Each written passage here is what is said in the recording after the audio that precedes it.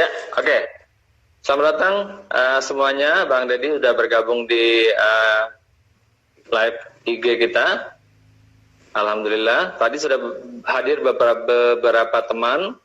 Ada Teddy, selamat bergabung. Ada Ari Widyastuti, selamat bergabung. Ada Hariana, ada Rindi, ada Mamana, dan lain-lain sebagainya. Oke, kita sapa dulu yang belum bergabung, silakan bergabung. Kali ini kita akan mengangkat tema soal dugaan pelanggaran hak cipta di media sosial, seperti di Facebook, Instagram, YouTube, dan lain-lain sebagainya.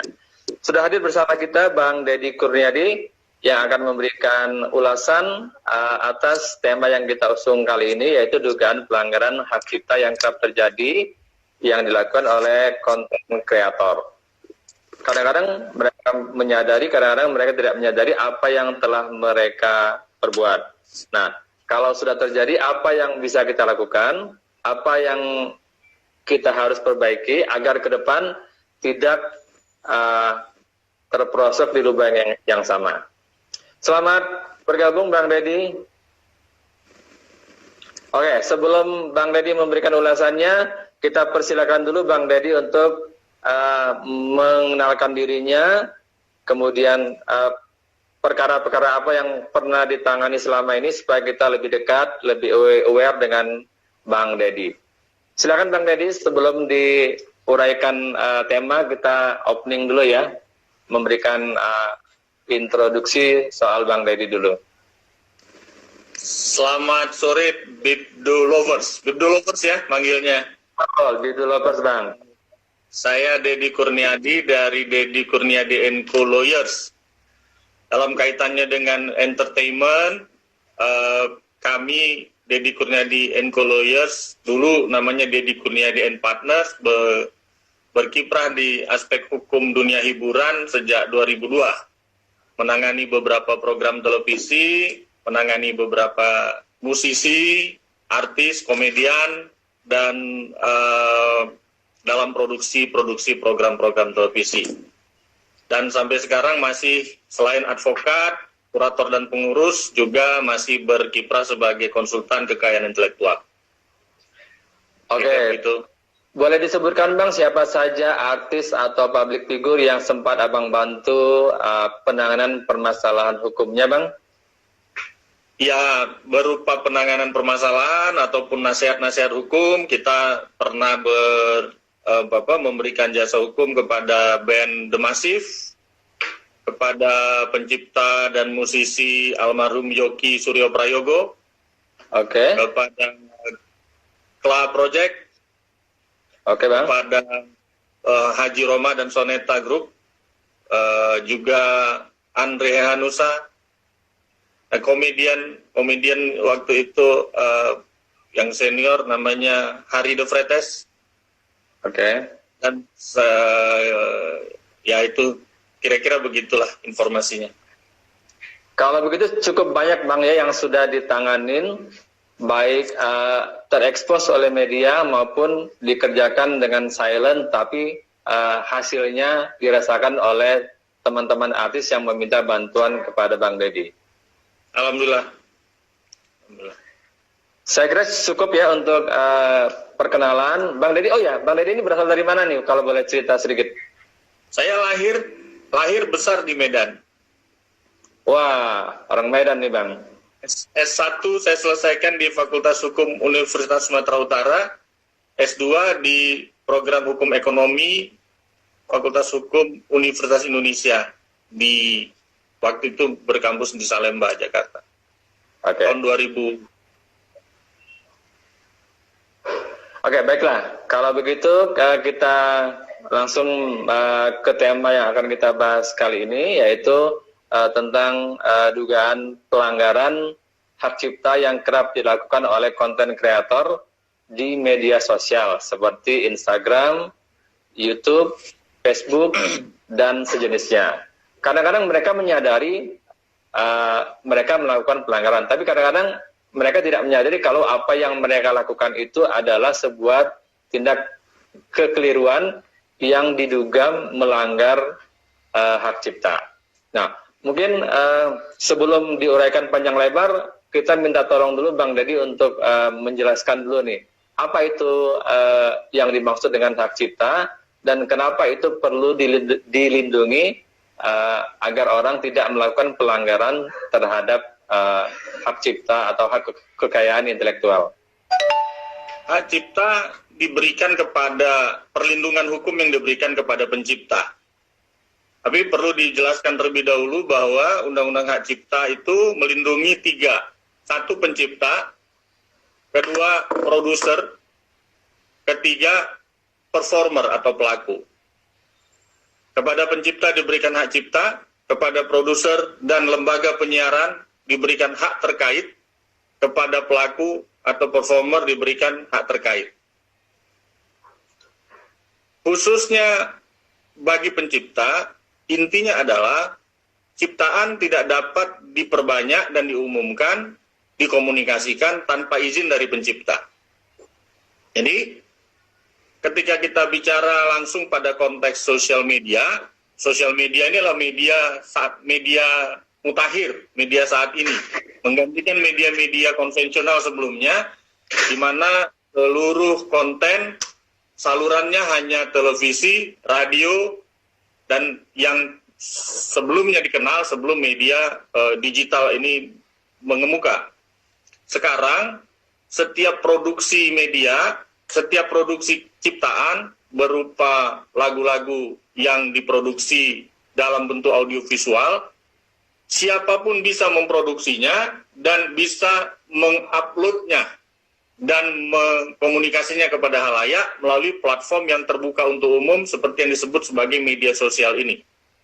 Jadi dahulu yang membuat video klip hanya produser-produser tertentu yang memberikan hak siar kepada media televisi.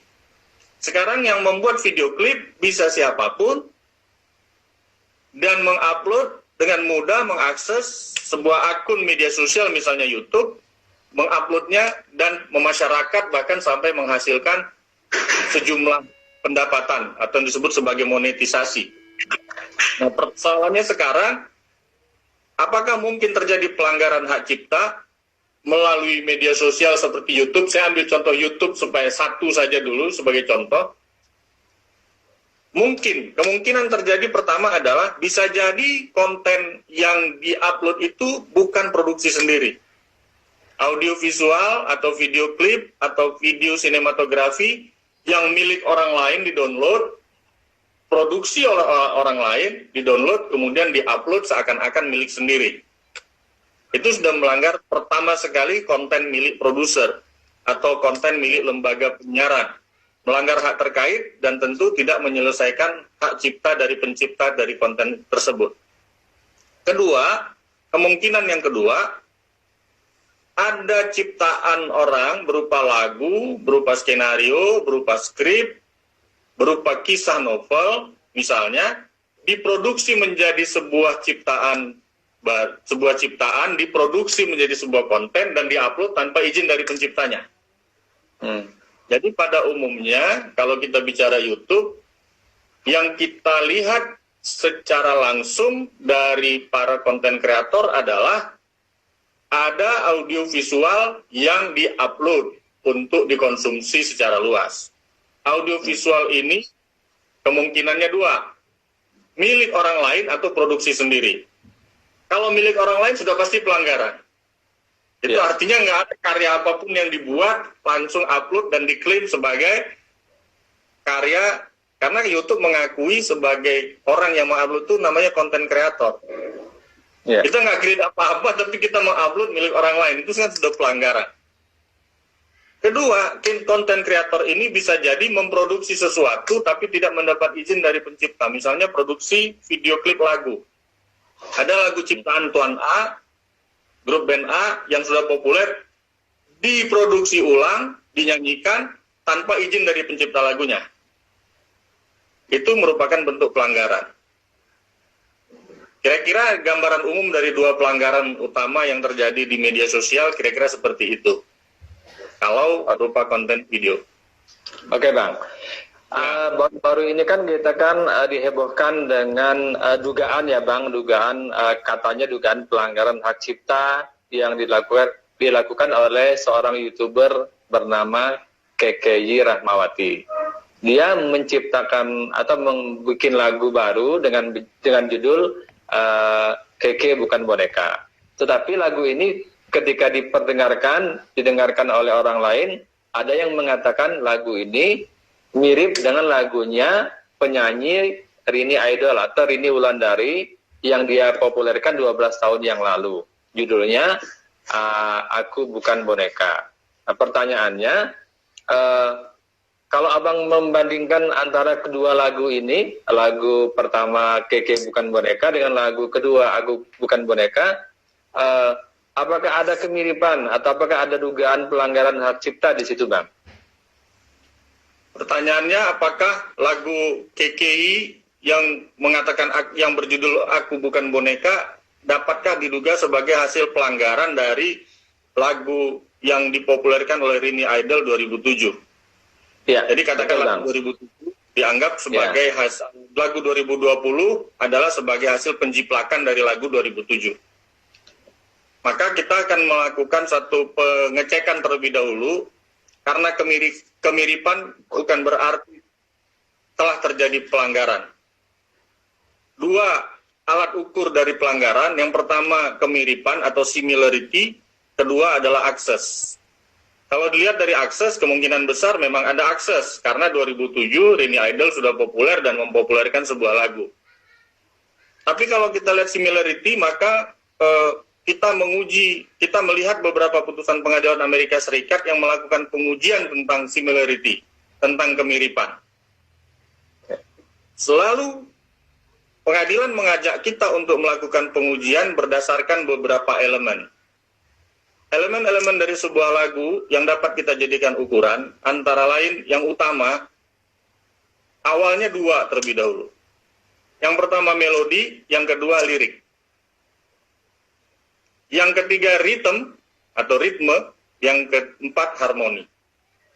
Dari keempat elemen inilah yang diawali dari melodi dan lirik, ritme dan harmoni, diuji kemiripan dari dua buah lagu ini dalam keempat faktor atau keempat elemen tadi. Nah, saya telah dikirimi oleh Bibdu dua file tentang dua lagu yang berisi dua lagu ini, dan melakukan pengecekan atas empat elemen tadi. Apakah melodinya mirip, apakah liriknya mirip, apakah ritmenya mirip, apakah harmoninya mirip. Dan dalam menguji keempat ini, dalam teori di Amerika Serikat disebut, apakah telah terjadi total look and feel. Apakah telah terjadi ketika kita mendengarkan sebuah lagu, alam pikiran kita terbawa ke lagu yang 2007. Gitu ya? Iya. Apabila terjadi penjiplakan yang sampai 75-100%, maka ketika kita mendengarkan suatu ciptaan atau menikmati sebuah ciptaan, kita selalu merasa total look and feel tentang sesuatu ciptaan yang telah terlebih dahulu populer. Ini tiruan ini gitu ya. Nah, total look and feel ini bisa kita temukan kalau kita periksa 1, 2, 3, 4 elemen tadi. Nah, atas permintaan jurnalis senior Edi Suherli, saya sudah melakukan perbandingan ini dengan melakukan tes terhadap substantial similarity. Apakah telah terjadi substantial similarity atas 4 faktor tadi? Kalau saya tidak menemukan adanya substantial similarity tadi, namun yang agak unik di sini, si penyanyi tahun 2020 yang bernama KKI ini justru menggembar-gemborkan di media bahwa dia telah melakukan pelanggaran. Jadi ini ada lebih unik lagi, kalau kita bandingkan dua ciptaan ini, tidak terdapat suatu kemiripan yang substansial, tapi penyanyi yang 2020 justru mengakui telah melakukan pelanggaran. Ini suatu keunikan yang mungkin diskursusnya nggak bisa kita selesaikan dalam satu diskusi, tapi cara mengukurnya kira-kira begitu. Mungkin juga Bang Deddy dia sudah terkooptasi oleh warganet yang mengatakan dia menjiplak, dia meniru, sehingga dia dalam alam bawah sadarnya melakukan permintaan maaf atas apa yang telah dia lakukan. Padahal belum tentu apa yang dia lakukan adalah dugaan pelanggaran hak cipta. Belum tentu. Kalau pelanggaran hak cipta yang nyata-nyata, yang tidak ada berdasarkan kemiripan adalah cover. Kalau misalnya lagu populer diproduksi ulang, dinyanyikan, direkam, diupload ke platform YouTube misalnya, tanpa izin dari pencipta asal, berdasarkan Undang-Undang Hak Cipta dan ketentuan hak cipta yang berlaku berdasarkan konvensi internasional di seluruh negara-negara di dunia yang terikat, itu pelanggaran hak cipta. Iya. Jadi kalau ada lagu populer ataupun tidak populer, kemudian diproduksi ulang, dinyanyikan oleh penyanyi yang berbeda, oleh grup musik yang lain, dijadikan konten yang secara digital dapat diupload ke platform YouTube, diupload, maka produksi itu dianggap perbanyakan, pengumuman, dan komunikasi tanpa izin. Itu melanggar Undang-Undang Cipta. Karena tidak membutuhkan penelitian kemiripan lagi. Dalam konteks KKI Rahmawati ini dengan Rini Idol, kan udah menjadi polemik nih. Kalau menurut Bang Deddy, penyelesaian persoalannya seperti apa? Apakah dengan kekeluargaan ataukah dibawa ke ranah hukum supaya lebih clear persoalannya? Di dunia digital sekarang, seperti yang diselenggarakan oleh YouTube sendiri menyediakan kanal penyelesaian antar konten kreator. Jadi misalnya ada konten yang dianggap melanggar ciptaan seorang pencipta, maka pencipta dapat mengirimkan namanya copyright complaint.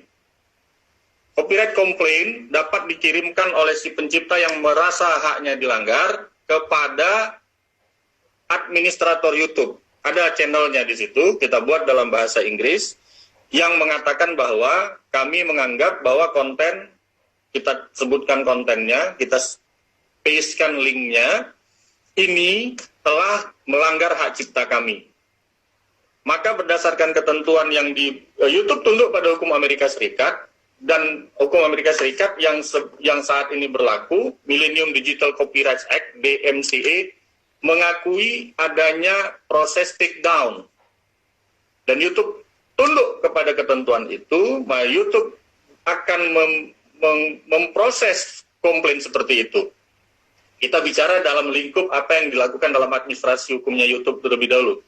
Nanti masing-masing platform akan punya rules and regulation yang seperti itu, menyesuaikan kepada undang-undang yang di negara mana dia berdiri, ya.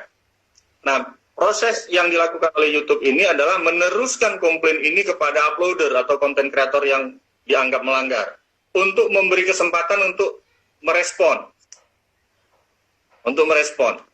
Nah, apabila respon ini ternyata cukup memberi alasan bahwa komplain ini tidak beralasan, maka konten itu akan dianggap sah dan tidak dianggap harus dilakukan takedown terhadap konten tersebut. Namun apabila tidak dapat dipertahankan, maka dianggap kreasi yang diupload oleh si konten kreator ini telah melanggar hak cipta dan dilakukan takedown. Ada proses lain di mana bisa jadi antara konten kreator dan pihak yang menganggap telah terlanggar ini melakukan pembicaraan dan kemudian menjadi pemberi lisensi bersama terhadap YouTube. Jadi YouTube bisa menerima konten itu kan dianggap sebagai pihak yang memperoleh lisensi untuk menyebarluaskan ciptaan tersebut, karya tersebut. Apabila terjadi komplain, maka YouTube dapat diposisikan sebagai pihak yang tidak sempurna menerima lisensi dari semua pencipta. Nah, karena itu, pada saat terjadi copyright komplain, maka tugas YouTube mempertemukan pihak yang pemberi komplain dan penerima komplain untuk menyelesaikan. Apabila tidak selesai, maka di take down. Salah satu itu penyelesaian dalam administrasi platform media sosial sesuai dengan rules and regulation yang kami pahami, yang telah kami telusuri, karena banyak sekali kasus yang berkembang belakangan ini di platform YouTube. Nah, sementara di hukum Indonesia sendiri, peristiwa produksi konten mempergunakan ciptaan orang lain secara tidak sah tetap dianggap sebagai pelanggaran hak cipta. Ya, karena platformnya ini kan bisa dilakukan upload di platform sosial media atau dilakukan upload di jaringan internet atau melalui website atau melalui macam-macam media lainnya. Nah, pelanggaran ini tetap dapat diproses dalam kacamata hukum Republik Indonesia sebagai pelanggaran. Kira-kira gambaran umumnya begitu. Oke Bang, kita respon dulu. Ada warga net yang ikut bergabung, namanya John Cops. Dia bertanya begini, kalau dari sang pencipta lagu tersebut, maksudnya pencipta lagu Aku Bukan Boneka, yaitu Bang Novi Umar, mengklaim ada beberapa bagian yang mirip dengan lagu asli, itu bagaimana? Terlebih KKI belum mendapatkan izin kepada label atau dari pencipta lagu tersebut. Nah, jadi stressingnya pada ada beberapa bagian yang mirip antara lagunya KKI sekarang dengan lagunya dulu Rini Idol. Ya, pertama yang harus dipastikan terlebih dahulu tentu pencipta lagu yang dinyanyikan oleh KKI ini siapa sebenarnya? Yang mengklaim, yang menyatakan diri sebagai pencipta. Apakah KKI sendiri atau ada orang lain yang mengklaim sebagai pencipta? Tentu hadapannya adalah pencipta lagu 2007 mengklaim bahwa lagunya telah ditiru. Dan menggiring kepada isu bahwa ini telah terjadi pelanggaran hak cipta dengan mengambil materi-materi substansial dari lagu 2007 oleh pencipta lagu 2020. Nah, justru yang menurut hemat kami apabila yang terjadi kemiripan bahagian-bahagian, pertanyaannya apakah telah terjadi substansial similarity? Apakah telah terjadi secara iktikat buruh pencipta 2020 melakukan penjiplakan? Ini kan yang harus dibuktikan terlebih dahulu. Nah, jawaban ini yang sampai sekarang belum clear. Yeah. Makanya pengujiannya kan perlu dilakukan. Apakah melodinya mirip? Apakah liriknya mirip? Apakah ritmenya mirip? Atau kemudian harmoninya mirip? Keseluruhannya dalam bahasa ciptaan yang dipakai oleh media sosial disebut sebagai komposisi. Ya. Komposisi ini dapat diukur sebesar apa bahagian dari lagu 2007 ini yang dianggap diambil. Dan kasus-kasus penjiplakan ini tidak bisa dijalankan hanya dengan tuduhan, tapi harus dengan pembuktian. Dalam beberapa kasus di Mabes Polri dan di Pengadilan Niaga, kasus-kasus pelanggaran hak cipta itu mempergunakan ahli untuk mengukur itu. Bukan ahli hukum, tapi justru ahli seni musik. Yeah. Apa yang saya gambarkan tadi, bukan menggambarkan saya ahli musik, saya cuma merefer kepada kasus-kasus. Bahwa nanti para ahli seni musik akan mengukur apakah melodinya memiliki kemiripan berapa derajat, kemiripan berapa persen, apakah liriknya memiliki kemiripan, apakah ritmenya memiliki kemiripan, apakah kemudian harmoninya juga memiliki kemiripan, sehingga secara keseluruhan komposisi ini adalah bagian yang diambil dari karya orang lain. Begitu. Jadi memang yang akan menilai apakah ada kemiripan atau tidak itu adalah pakar di bidangnya ya Bang, dalamnya pakar musik ya Bang. Jadi bisa dalam hal telah terjadi total look and feel biasanya tidak diperlukan lagi. Kita semua bisa dalam pengalaman kita menemukan bahwa ketika kita melihat satu karya, kita langsung bisa terbawa kepada karya yang sebelumnya. itu bisa jadi subjek secara objektif dapat dilihat, tapi untuk memperkuat suatu proses hukum lebih baik memang mempergunakan ahli. Oke, kita doakan agar persoalan yang terjadi antara KKI dengan pencipta lagu Aku Bukan Bonekanya Rini Idol ada solusi ya Bang, karena sampai sekarang masih belum terdengar lagi sampai di mana duduk persoalannya. Ada juga yang lain yang bertanya tentang cover lagu. Ini paling sering terjadi di media sosial YouTube. Bahkan seorang penyanyi terkenal pun ada yang mengcover lagu orang lain. Nah, kalau untuk urusan mengcover ini, izin seperti apa yang diperlukan Bang? Sebelum orang melakukan cover version sebuah lagu.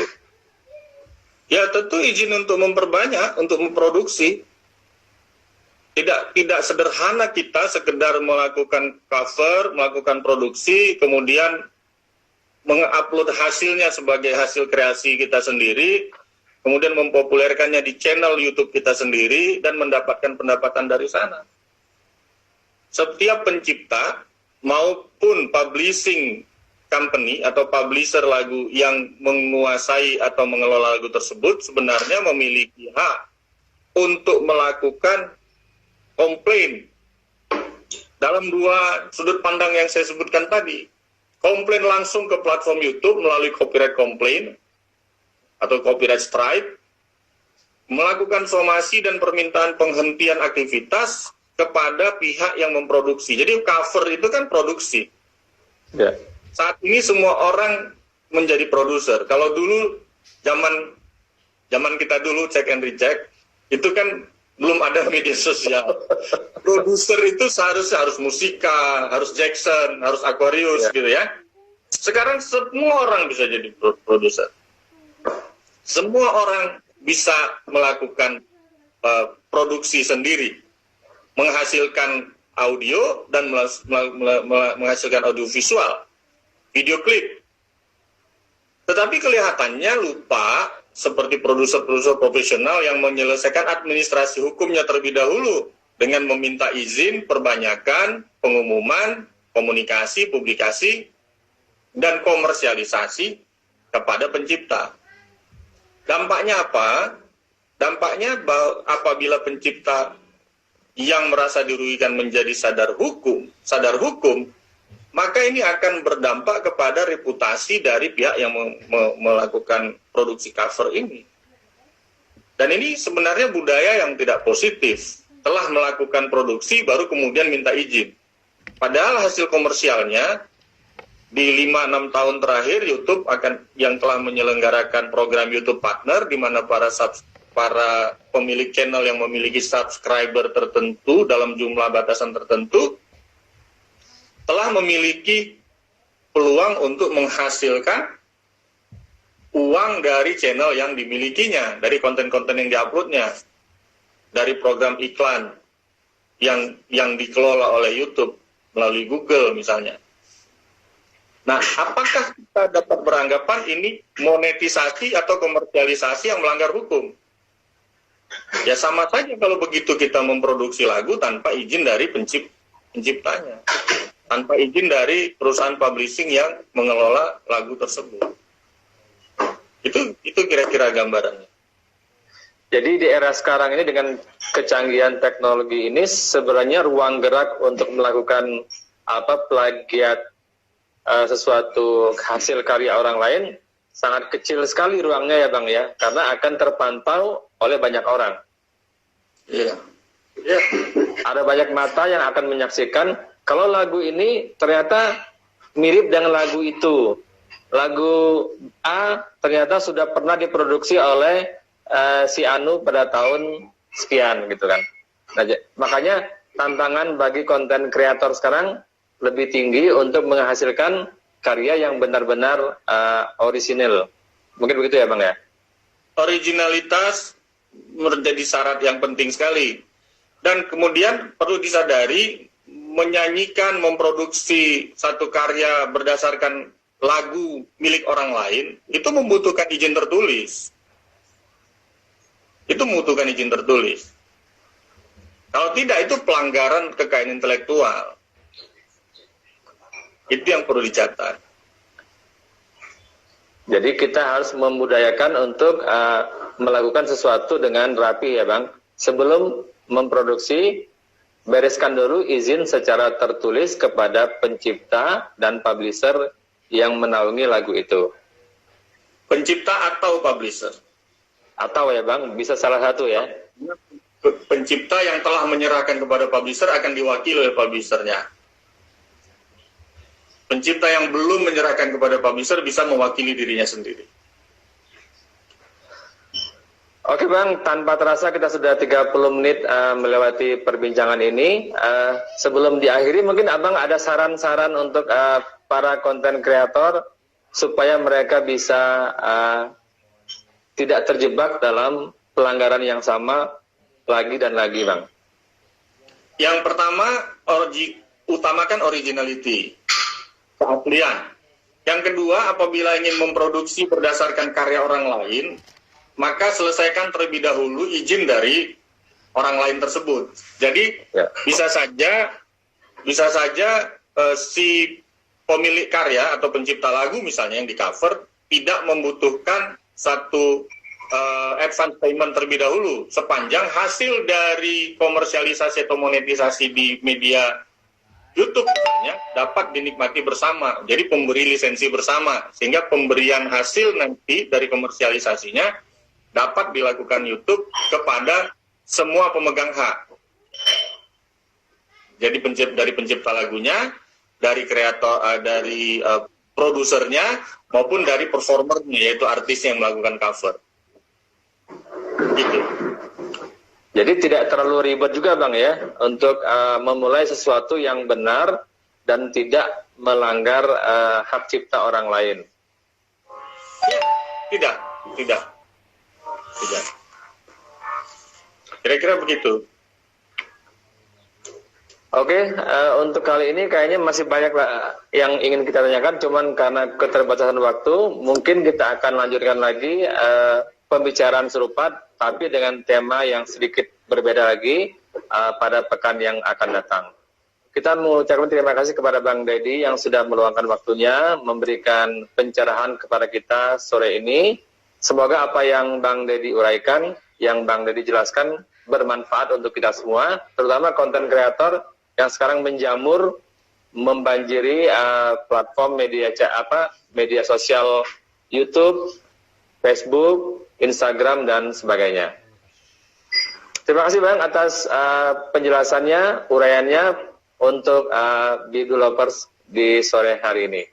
Sampai jumpa untuk kesempatan yang akan datang ya Bang. Terima kasih. Assalamualaikum warahmatullahi wabarakatuh. Waalaikumsalam warahmatullahi wabarakatuh.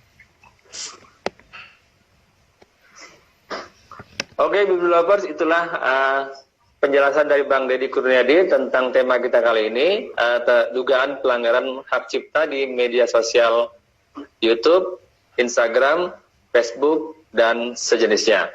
Sampai jumpa di Cafe Kode berikutnya yang akan kita tayangkan juga secara live Senin yang akan datang pada jam 16 sampai jam 16.30. Sampai jumpa. Bagi kalian yang belum sempat menyaksikan perbincangan ini, jangan sedih, kita akan membuat dalam versi YouTube-nya nanti, kemudian akan kita tulis juga di web di bigdu.com. Terima kasih atas perhatian teman-teman semua yang sudah bergabung. Sampai jumpa di Cafe Kode yang akan datang. Assalamualaikum warahmatullahi wabarakatuh. Selamat sore.